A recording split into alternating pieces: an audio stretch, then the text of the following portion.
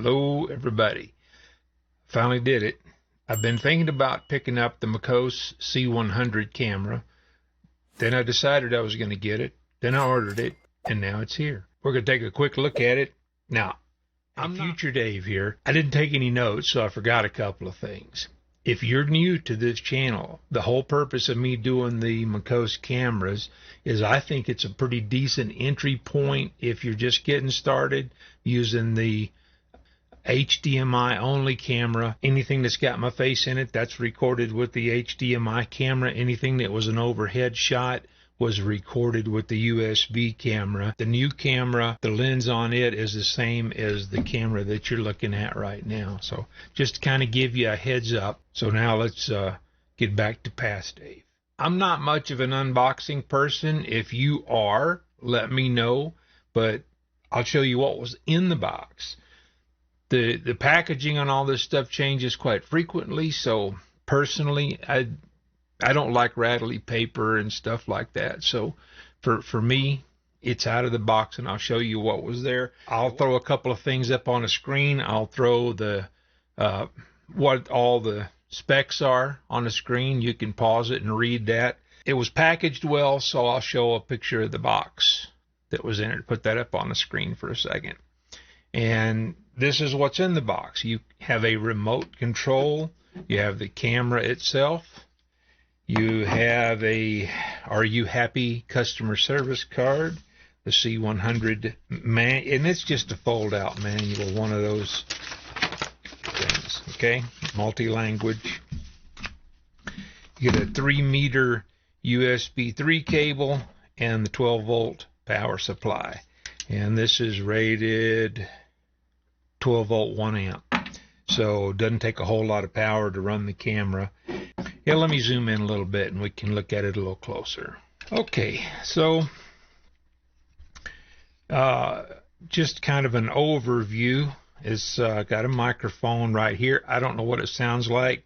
The UV40, I think it is the other USB camera. The microphone sounds terrible on that.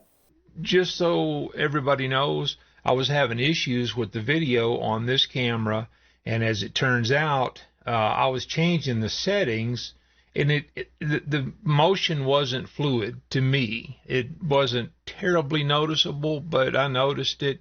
And what I found out is it's got this same setup on the back to change the settings on the original the video camera that I'm using, that I'm looking at up here, this one. And what I was doing, the resolution was set for manual. And I don't know why it chose what it chose, but it appears it was choosing a 24 frame per second video format.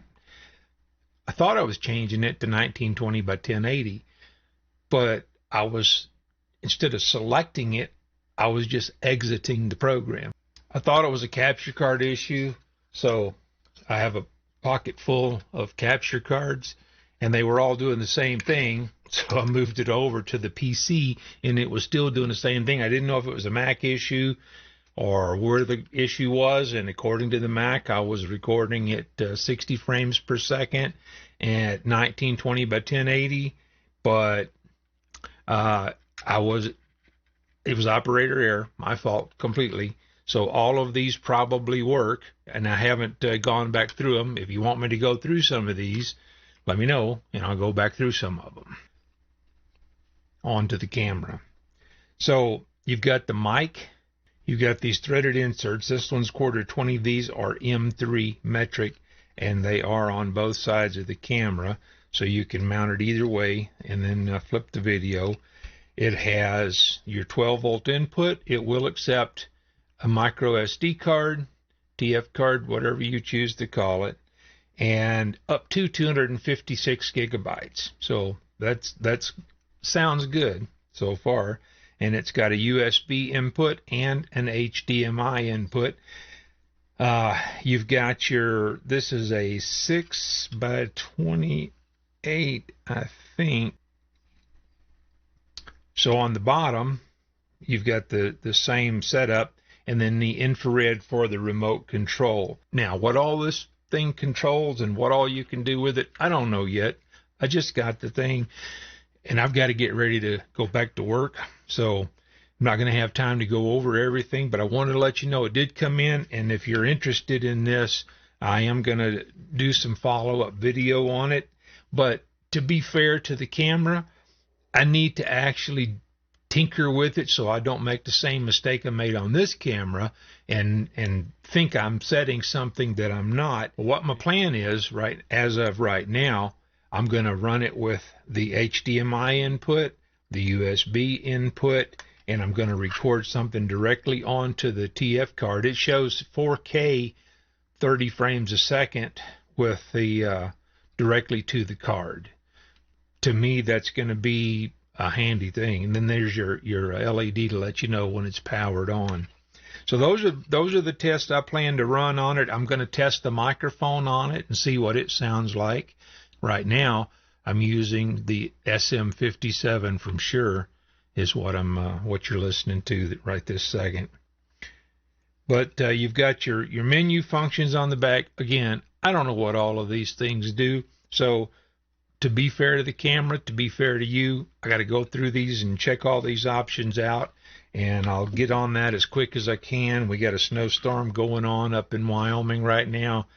And I've got to go to Montana, so there's no way I'm in Colorado. I've got to go through Wyoming to get to Montana and to get home. So I don't know what's going to happen from here. It's normally a 2-day trip. We'll see how this one goes. But I'm going to throw some other videos up here on the end. And if you want to watch one of those, I'll catch you on one of those. If not, think about subscribing and come back, and I'll get to this as quick as I can. So appreciate it. Take care, and I'll catch you guys down the road.